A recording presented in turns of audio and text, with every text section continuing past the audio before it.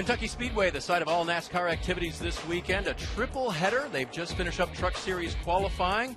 Noah Gregson on the pole for that. The Xfinity Series is back on track before the Truck Series race. This is final practice. The first driver out there trying to find some speed in the double zero is Cole Custer.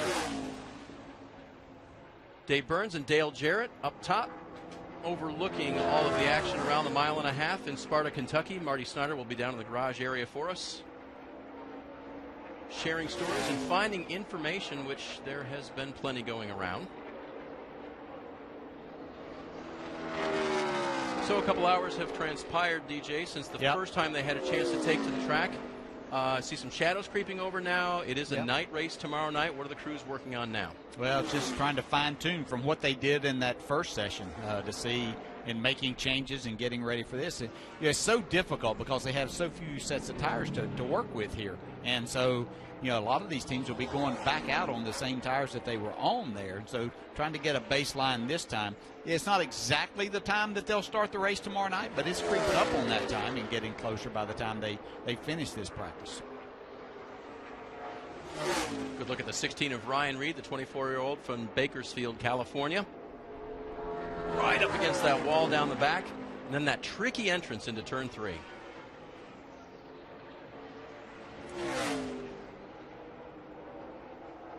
So it looks like Christopher Bell's gone to the top. We know that he was struggling somewhat in that first practice session. I have a feeling that they probably said, okay, we've got another set, because being a rookie, he gets an extra set of tires here.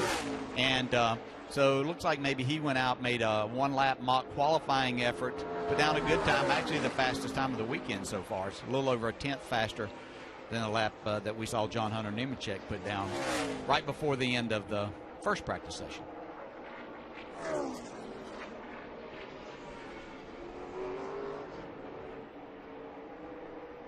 Ty Majeski on track in the black number 60 for Jack Roush. And after just 2 laps, he will bring it back down. 6th quick in a single lap time so far. This is the 5 of Michael Annett. 4 Junior Motorsports entries, the 1 of Sadler, the 7 of Allgaier, the 9 of Reddick, and this 5 of Michael Annett, who has re-signed, re-sponsored up. Good news for him for the 2019 season. That's good news for him. It's good news for Junior Motorsports, because they know that they have this dollar amount coming in from sponsorship from this side of it. So that's what helps make organizations be able to become more successful in knowing that they have the dollars to work with. Michael, the ex-hockey player from Iowa, he said, at 5'10" and $150, $175, he said, I knew I wasn't going to be in hockey for my whole life, so he's really taken to this racing thing.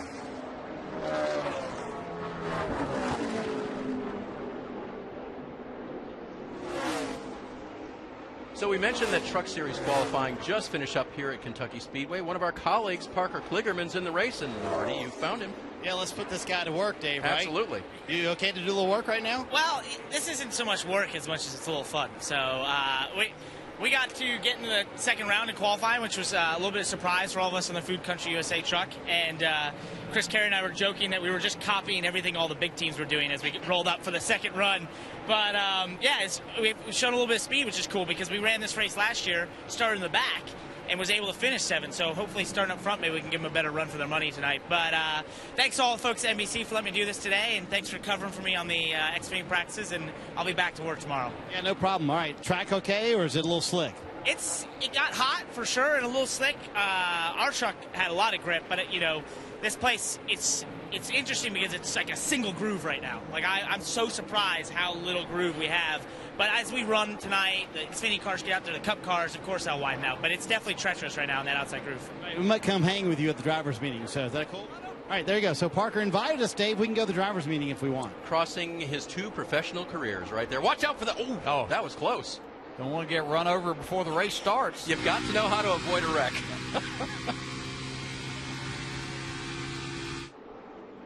Elliott Sadler has a very tiny, lightweight camera on the visor of his helmet this weekend, and we're going to get these shots.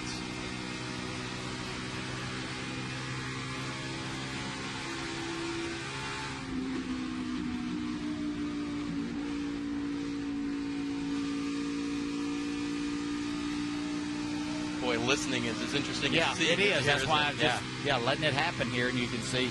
Watch him drive straight towards the wall right here.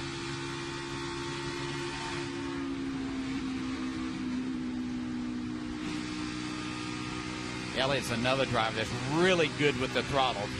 Doesn't jump out of the throttle, which upsets the car. He rolls out. And you can hear him down here in 3 and 4 just working with the throttle, trying to get back to it as hard as he can, as quickly as he can.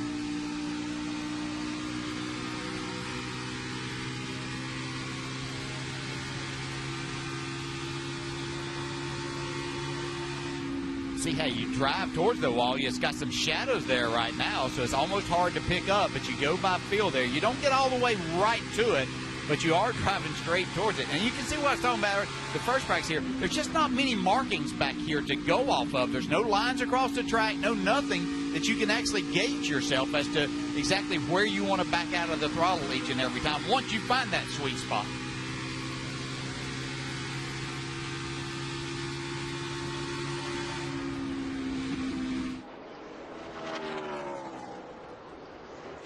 Ryan Truex had the helmet cam for us last week at Daytona. Boy, did he give us some shots. Oh, yeah.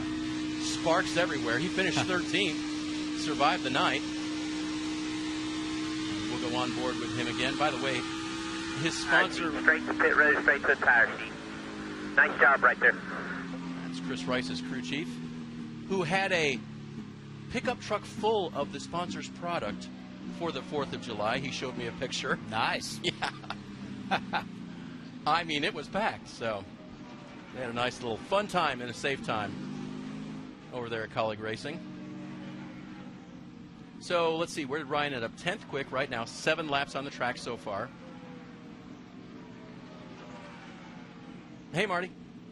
Hi, Dave. There's a couple of cars that are actually going out for their second run. Meanwhile, Daniel Hemrick is actually just going out for his first run. They said they want to sit here a little bit, let the track get a little bit closer, although it's only a few minutes after practice started. But a little interesting strategy for the 21 just now making their first run here in the final practice session. But everybody targeting themselves off that 18 of Kyle Busch. They're doing that, but they were fast in that first session, and they felt really good, even though they didn't run a lot of laps at one time. But they had short run speed. Said they had made a change this week that helped them to have better long run speed, which it's something good to have here because we tend to get into long green flag runs in these Xfinity races here. So they could afford to sit and let some cars get back out there after that truck qualifying. Even though it's the same tire, they're not waiting on that. It's just a matter that the track's set for just a couple of minutes after the trucks. Josh Williams in the 90 car giving the 20 of Christopher Bell a little bit of racing room there. Bell is quickest of anyone right now. Interesting conversation from you earlier. Bell, of course, is a dirt track standout from Oklahoma, and you had wished in your career that maybe you'd done a little more dirt track racing early on. Yeah, for sure. Earlier, I would have gladly liked to have gotten into that. It wasn't in the makeup for me to do that, but I really think that you can look at drivers and champions and soon-to-be champions such as a Kyle Larson and their background, but you think about Tony Stewart and Jeff Gordon and a lot of people that have come from that type of background. And yeah, I just think that if you do that, I'm not necessarily talking about winged sprint cars or anything like that, but just racing on dirt. I think it gives you a better feel of a race car in situations, especially as the race cars have evolved this day and time. So I would highly encourage it if you have that opportunity. If you're a young race driver and all you've done is race on asphalt, I would encourage you to go get some dirt racing under your belt if at all possible. The words of a Hall of Famer. Marty?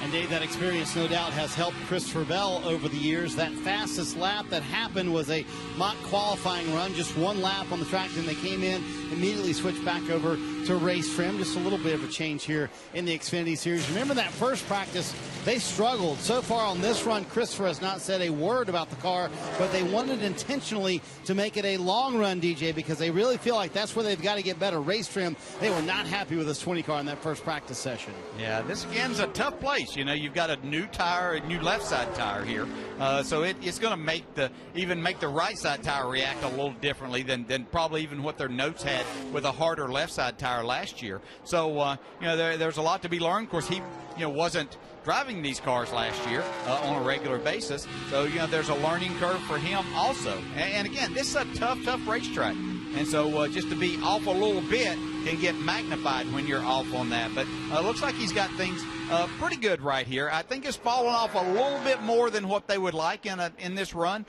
So maybe, but it should give, if he can continue out there for some laps, they can get a good tire sheet, some good feedback, and then be able to make an adjustment from there.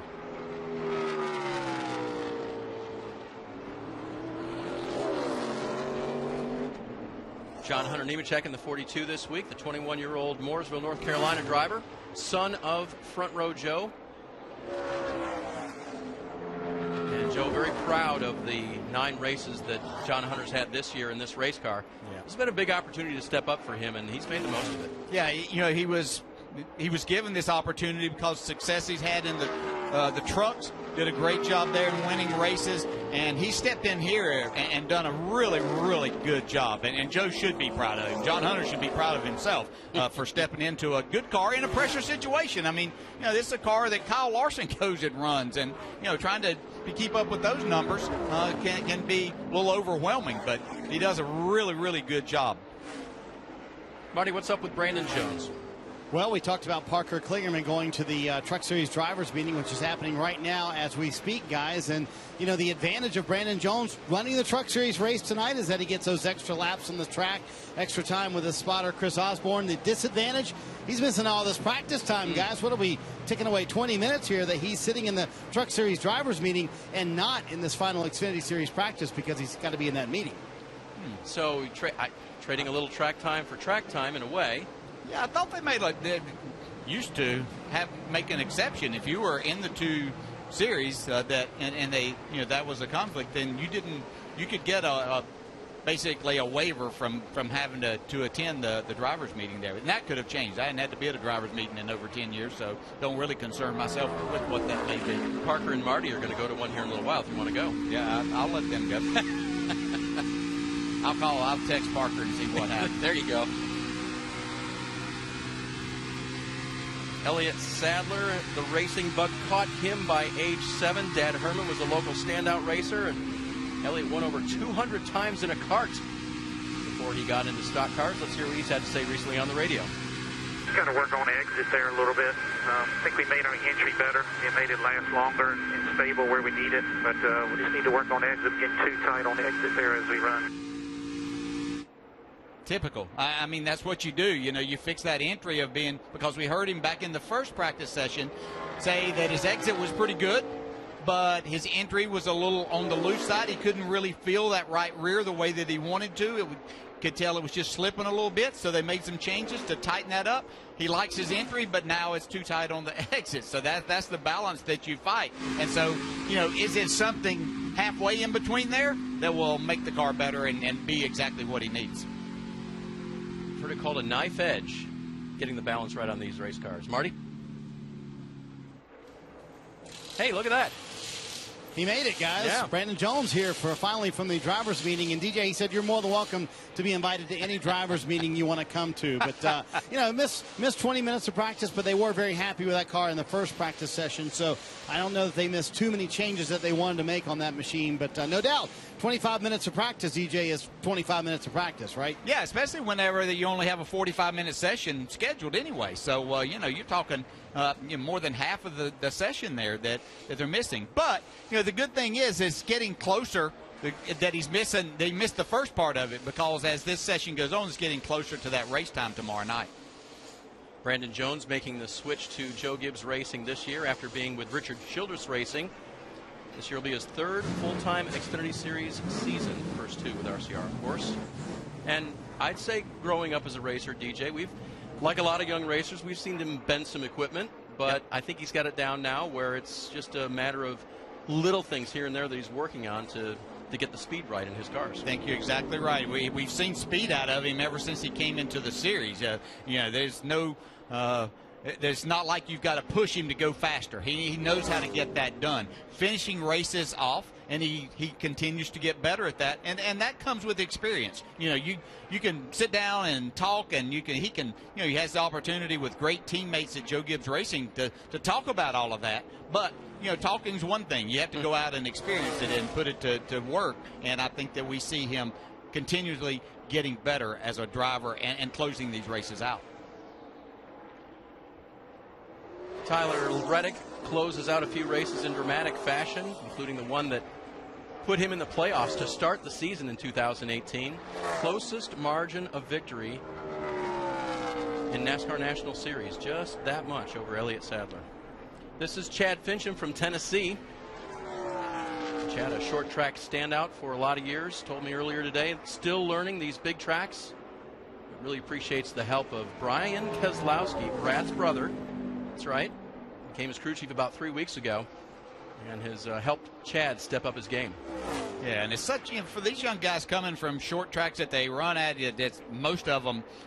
most of the time is a half mile is as big as you get. Sometimes you might get on 3/4 of a mile, but things change, and these cars are so totally different. And you have the radial tire here that Goodyear has. So there's just so many things that it takes to learn and understand, and oh yeah, you're going almost twice as fast as you've gone, 50 and 60 miles per hour faster than what you'd gone on these short tracks. He told me one of the big things was in a short track, it was turn, point, turn. I mean, everything happens so fast. Yeah. When you get in here, it takes a lot longer, and he had to kind of slow down his reactions. Yeah, exactly. I mean, because those short tracks, everything that you do is to make it happen in a quicker fashion. You need the car to rotate quicker. You've got to get on the brakes quicker and off of them quicker. So many things going on, and he's exactly right. Slowing all of that process down because the harder you jump on the brakes, the quicker you do, the more it affects the car on the entry to the corner. Trying to pick the gas up too soon will get you the car pushing on the exit of the corner. So, yeah, there's a lot. And trying to learn the tracks at the same time that you haven't seen. Daniel Hemrick has made that transition. He's grown pretty much through the traditional ladder system of NASCAR these days. Yeah, and fast here again in this session. He put down quick laps. And the laps that I see for the amount of laps that he has on the tires, very comparable to what we see someone like Kyle Busch. Quick, DJ, but a little bit of a halting start for the 21 team for this practice session. We told you they went out late intentionally, and they didn't even make a lap, and then this happened. Take a listen. So, I have a little issue with my tank. I'm going to come back to you here. What's the matter with it? The nut backed off the back of it. Do you have the nut or no? I think I can see it, yeah. It may have just broke, actually. You'll see. So there you go. That can be distracting inside of a race car. DJ, you drivers have to do everything, right? You have to play mechanic inside the car and sometimes put the car back together when it's falling apart inside. Yeah, just a little oversight there, apparently, that got put there but not tightened properly. So nice that Daniel was able to see that probably before it created more of a situation. When you've got something in your hands other than the steering wheel and the shift lever, it's time to head back to the garage. He's still putting down good laps. It's nice to see him out there running some laps. And here's Brandon Jones finally out here on the racetrack. Mm-hmm.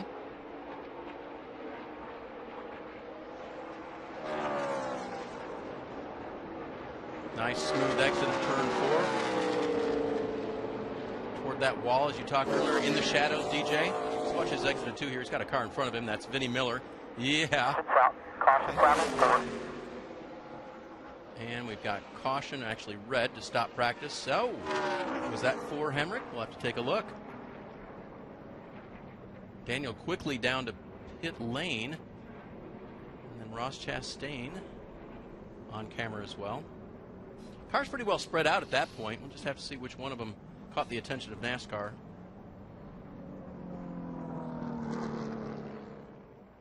And now we're getting reports that it was... Nothing don't look that bad. They'll get it straightened out. There you go. Voice of positivity and confidence from the 4 team. Ross is running the best of the Johnny Davis Motorsports cars and hopes to make the playoffs. This will just be a little bit of a bump in the road for him.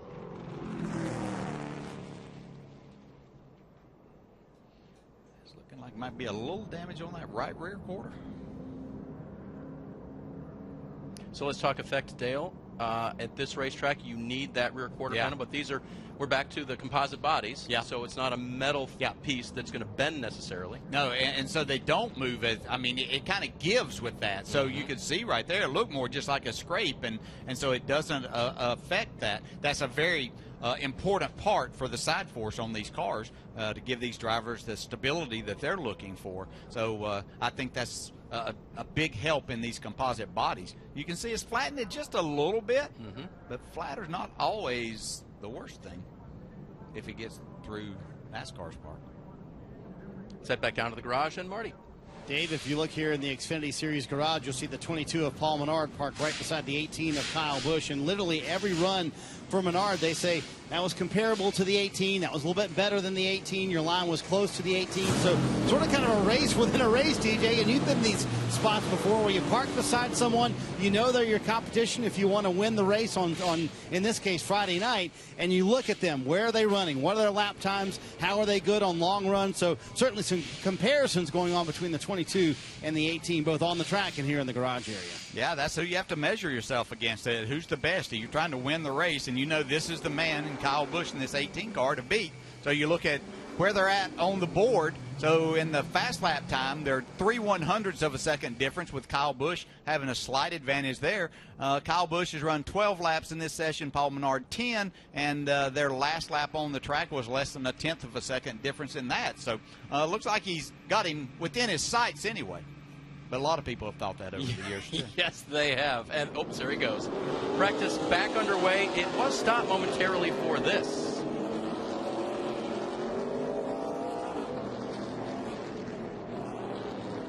See if we can get you a shot of that 4 car in the wall there. You can see, started getting up. Oh, yeah. Whoa. He's lucky that's all that was. Because you get out of that, the black part of the racetrack here, racing surface, you get in that gray, and there's no grip there. You can see that car was extremely sideways, and get away with minimal damage. It was a good job by Ross. Can you explain, DJ, also saving that car and not getting it to where it just turns right back into the wall? That's hard to do. Yeah. So, you know, instead of just turning the wheel one way or the other too far, he was just able to keep powering up, and you can actually drive the car through that. If you try to save it too much and give it too much wheel, then you're going to nose it right into the wall, and then you've got to bring out a backup car. But you can see his experience was just to stay in the gas, and he was actually able to drive it through the back end hanging out. Yeah, got into the wall just a little bit, but I think that's very minimal, and they'll fix it and be back out in this session. Watching the 7 of Justin Allgaier, trailed by the 3 of Ty Dillon. Dillon just a bit quicker than Allgaier right now, at least in single lap times. Spencer Gallagher back on track in the 23 after 12 laps. He'll bring it onto pit road. Of course, Spencer back in the game after completing NASCAR's Road to Recovery following his suspension from NASCAR after violating the substance abuse policy. His win at Talladega won't count for the playoffs. He is not going to be in every race this year, and they won't make an exemption for that. So he'll have to waive on the playoffs this year, but overall, a life experience that will benefit him, and now he's going to get back in the race car and continue his driving progress.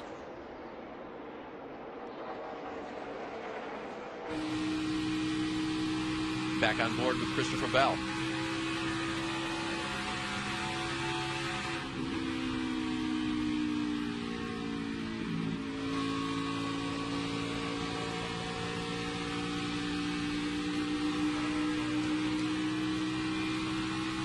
Bell, by the way, has won recently in the old sprint car. Kyle Larson, of course, and Tony Stewart famous for doing that while they're running their Cup Series cars. But Bell is back out there, too, and happy to take a trophy home recently. You know, it's good for him. It's something that he enjoys, and it's great for the fans to say, hey, you know, watched him before. went to the Truck Series, and before now that he's in the Xfinity Series. So it's great these young guys go back to where the grassroots of this sport are. And you know, everybody keeps talking about how we, you know, are going to continue to grow this sport. Well, it grows from the very bottom. You know, Kevin Harvick's talked about it quite a bit. Dale Jr.'s talked about it. And I agree with those guys 100%. You know, that's where it has to start. We have to make race fans at the short tracks. And these guys going back and giving a little bit of their time back to it certainly means a lot. Whether the cars have fenders or not. That doesn't matter. Because fans are fans at that level, right? The fans are fans, and it's, you know, now they've made these fans as they've made their way up. Let's listen to some Matt Tifft radio. Kept going on. It just it kept them built towards the right front, snapping the rear. It just didn't feel very good. Just not like consistent on both ends there as the run goes on. So I'm not sure if the stuff we've done here has been a good hitter there. That was a previous run. Of course, he was back in the garage making adjustments for that, and now outpacing his teammate a little bit. I think that's a good sign. Yeah, you can probably was a little bit on the loose side. They made the adjustment to tighten it up a little bit. You could hear that he felt like he was on that right front a little bit too hard there. And you know, that's only going to get worse whenever you have to do that. And then once that reaches a point that it continues to slide the right front and the entire front end, the car's not turning as well, then the back end starts snapping loose as you try to power up. And so you know, you need all four tires working as closely together as you can possibly get them. All right. Would you like to see how it's done? Stand by.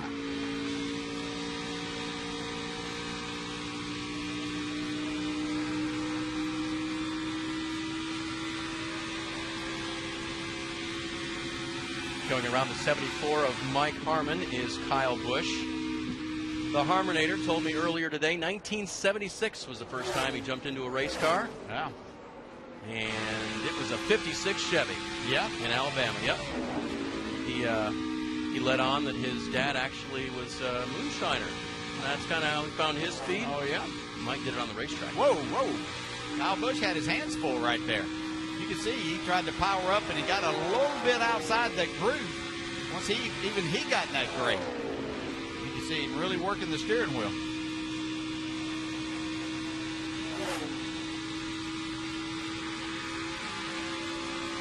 I think it's one of the things that amazes me about the races, DJ. Lap after lap, you cannot lapse if you're going to run up front. Yeah. Just something simple like that. Yeah. Take a look at it again.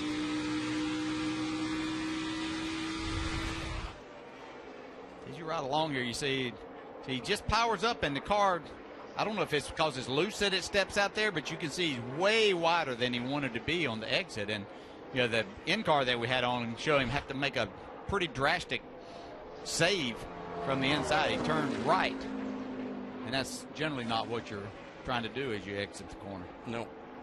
A few road courses coming up. That'll be very appropriate. Not on the oval in Sparta, Kentucky.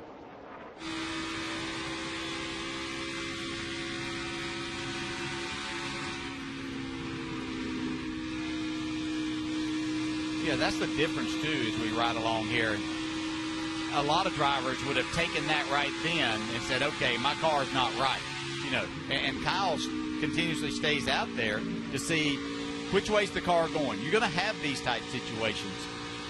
You can hear there that he's still having to pedal off that turn 4 just a little bit. But I would say that these are probably still the tires that he had on in that first practice session, so they've got quite a few laps on them.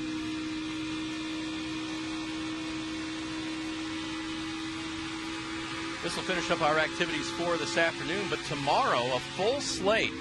Set it to NBCSN and don't touch that remote. Monster Energy Series practice, final practice, Xfinity Series qualifying, then Monster Energy Cup Series qualifying, and then finally racing. 40 cars going for a trophy in the Xfinity Series, 7:30 from right here at the Kentucky Speedway.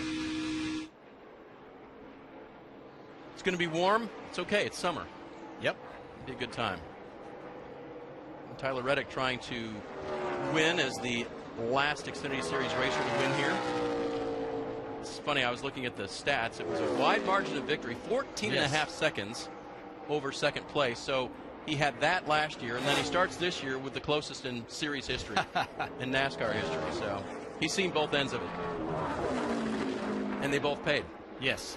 With a nice big trophy.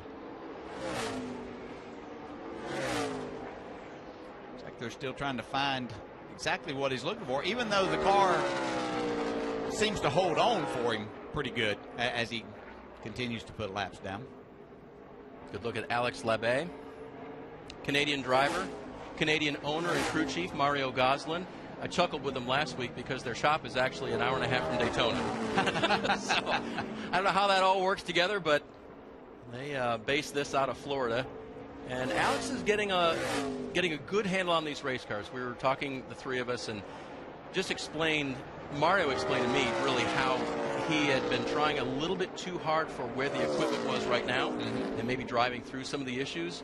Back that off just a little bit to race the 36 where it should be raced versus try to, be Kyle Busch behind the wheel or something like that. Yeah, and that's not just any owner telling you that. That's a former driver that is telling you that understands exactly. He's been there. He understands. He's probably tore up a few race cars trying to get way more out of it than what it was capable of doing. And so he was just trying to help. It's a process. If you're going out and trying to get too much out of it and you're just tearing up race cars, then you're not making yourself any better. Yeah, you might have learned the limit, but that still doesn't get you any track time to become better through the rest of the weekend. So that's great advice that he's getting from his owner. Marty?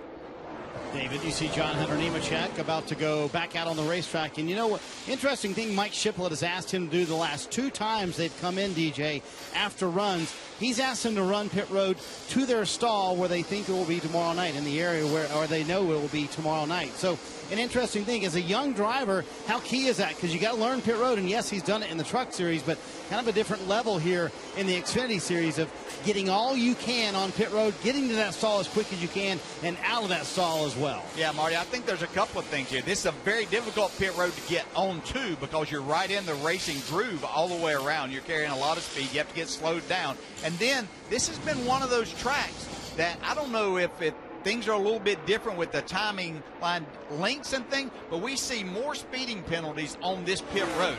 And then the other thing that we've seen are drivers missing their pit stall. So being familiar with that, I think that's a great idea, especially for young drivers. We were looking from up above, and we saw Tyler Reddick do the exact same thing. Came down to his pit stall, stopped, peeled out. Got a good sense of it. Repetition is so important as a human in anything that you do. And just to get that muscle memory, that could pay off tomorrow night. Yeah, you might have the best race car here, but you go down pit road too fast or miss your pit stall, then all of a sudden you've got that best race car at the back of the field and trying to make something happen. Generally, when you get back there, and Tyler Reddick had it happen not long ago, Chicagoland, I believe, where he had a great race car. They had a problem with a pit stop, and then later on, I believe he might have been speeding on pit road. He ended up back and then eventually got in an accident. Can put you in the wrong place.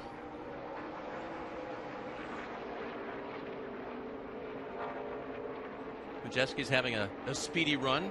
The 60 is 8th right now in single lap times. You hear nothing but rave reviews about this young man, and how good really a driver and the car control that he has. Yeah, he could be one that comes in here because he seems to always have speed, but maybe trying to get a little bit more out of it than what the car actually has, because he's so talented. He's used to having cars and his talent taking over and making things happen, and it's so difficult here. But I mean, it's very obvious that in the right car and the right situation that he's very capable of running well inside the top 10 on a regular basis in this series. Formed his racing skills through iRacing and super late model racing, and most recently won the prestigious Slinger Nationals in Wisconsin. I believe there's a Cup champion named Matt Kenseth, and I'm sure others have won up there too, but I'm quite certain that Matt's won that a few times. Oh, it's a scene. It is big. It is big. You have to go sometime. Marty, we're looking at Paul Menard. Yes, we are, and very happy with his race car right now. And we talk about young drivers wanting to practice pit road. What about if you're a Cup veteran? Yeah, Paul Menard said, hey, I want to make sure we practice pit road. And the one advantage they have, DJ, is that they know the pit stall they're going to be in. They're in pit stall 4 tomorrow night. So they said, hey, let's practice that. So at the end of the run, Paul Menard going to practice pit road. So even the Cup veterans want to make sure they can get on and off this pit road. It shows you how tricky it is here at Kentucky. I don't care how much time you got. It's always good to know, because seldom do you ever come back to a track. And plus, it's probably been a year since you were here, so you figuring it all out and knowing exactly which one. That's a huge advantage for these guys to know exactly which stall they're going to be in tomorrow night. It has nothing to do with their qualifying effort tomorrow. Crew Chief Brian Wilson can't talk enough about how much he likes working with Paul Menard. Says he's super intelligent and he prepares detailed notes and has a great memory. Like, what, like last year's race? Yeah. Like he'll come in and say, this happened last year. And everything he says is relevant to what we're doing. Loves working with Paul. Not that he doesn't like his other drivers. Well, no, but he's got a nice stable of other drivers to work with, too. So, saying that about Paul, it just tells you just how good he really is. And that when you can bring everything to the table as a driver, you're well prepared, not just that you have talent, but come on down, you'll see the yellow sign, the Menard sign, you'll be the next stall past it. But that you're talented and willing to work towards it, then that makes everybody excited about the prospects. So how confusing is that? You'll see the Menard sign, but don't stop in that Menard's pit. It's the next one after that. That could be a little confusing there. Well, they had my head spinning. Was it last week or the week before that? Yeah. Somebody had the Menards sponsorship, but it wasn't Paul. And Marty. Well, one thing interesting, DJ was talking about the speeding penalties here at Kentucky. If you'll notice, that pit road is just a little bit curved. So, DJ, what happens? Engineers jump in, don't they? And they start saying, I can get a little bit more right there. And that's where that speeding penalty usually comes in that curved part of that front pit road. Yeah, exactly right. All you have to do is cut a little bit off. You're up against the max RPMs anyway, so that's what they want you to run. That's to run right on the number. And then all of a sudden, you make that a little bit shorter. Next thing you know, red lights popped up and you're at the back of the field. There's Menard back on pit road. See if he goes for the Menard's pit stall this time. Hey, he's going for the garage. He's got that figured out. Yeah, that part, yeah. Well prepared. Sure. Well prepared. Do you know, though, that has to be one of the toughest things for a young driver at any racetrack is knowing how to navigate the car back into the garage. And I mean, some of these ways they get in and out. Uh-huh. Oh, yeah. Did you ever have any stories? Ended up in the wrong place that I'm going to tell? Or it may have happened, people. Yeah, you'll just have to ask Dale sometime. It definitely has. Yes. Brandon Jones has now completed 14 laps, Marty.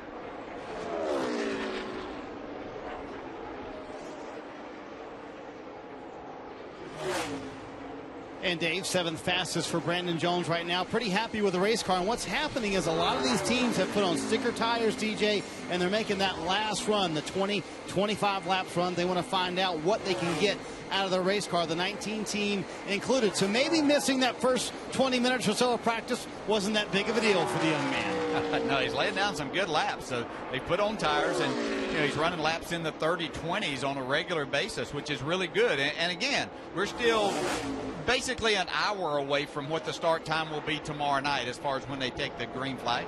And so but it is close enough. I mean, you're getting some of the shadows that you're going to see, but this is the best. The track's rubbered up. Trucks and cars have been out here. So really good time to do that. You've made all your adjustments. Let's go see how that translates into having a good car now as we put some laps on the tires and try to stay out here 10, 15, maybe even 20 laps.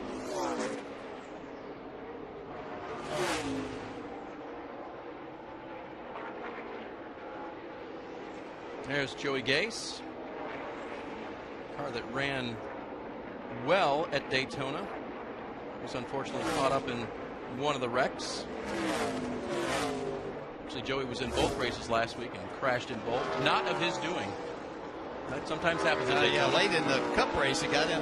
Was looking for a decent finish there and got caught up in a basically 4-wide situation, and things didn't turn out too well there. But I was just trying to get him a good solid top 15. When you're down inside of that 10-lap area, you got to make happen with you. And I think that was actually inside of 5 laps when all of that took place.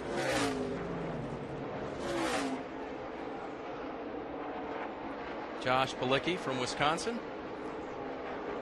Used to instruct others in how to race at the Road America race course. And I asked him, are you still doing any of that at all? Now that you've been in a Cup car a couple times and this Xfinity car full time, he goes, I don't have time for it anymore. Hunting sponsorship and racing cars. That's all I'm doing.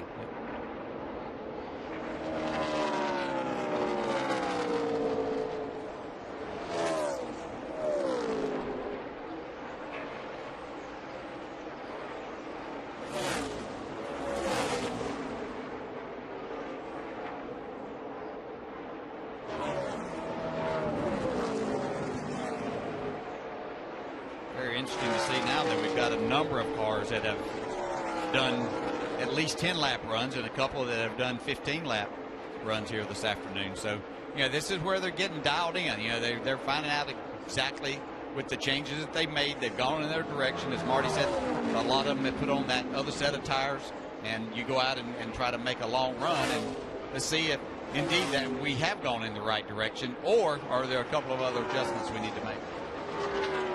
Dale, we were on board for one of Kyle's saves. He got kind of close to the wall just a bit ago, too. There's a look at it off of 2. Yikes. Yeah. You can see, any part of that right front or right rear tire that gets up in that gray part of the racetrack, there's just no grip there whatsoever. And I don't care if you're Kyle Busch or whoever, it's tough to save. He does a better job than most in getting through those situations. They're going to come back tomorrow and hope that the guys driving the trucks tonight have widened this racetrack out a little bit.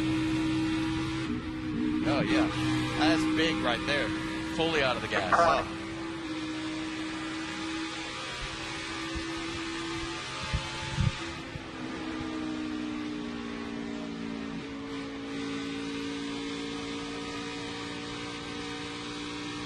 The flexing of the hand, DJ, right? You grab the steering. You got to grab the steering wheel, but you got to relax the hands, don't you? Yeah, you have to take time to do it. You can't. It's like anything else for the people that might play golf out there. The harder you squeeze the golf club, the more tension you have in your arms, and that just tenses up the rest of your body. And it's as simple as you don't get a good feel for the race car if you have that tensed up part of you all the time. So just once you get off the corner, you have to keep a good grip on the steering wheel until you exit the corner, but then just make yourself, and I think it's probably just a habit that Kyle Busch has formed, and many others, of just as you get there, just relaxing for a little bit. 2 minutes, Marty, 2 minutes. Well, look how busy that racetrack is. I'm in a garage area, Dave, that holds 25, 30 cars. There's none in here. It is completely empty. There's a lot of tires, a lot of crew guys, 0 cars out on the racetrack, which means it's busy out there. Kind of cool to see here at the end of practice. Yeah, this might be the most, especially in the Xfinity Series, the most cars I've seen on the racetrack in a practice session in a long time. Well, Daytona Practice 1 didn't disappoint. No.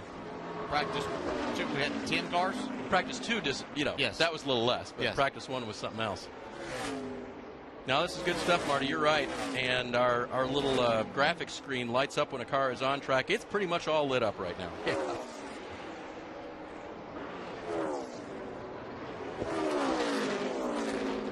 See the 23 of Spencer Gallagher there, DJ.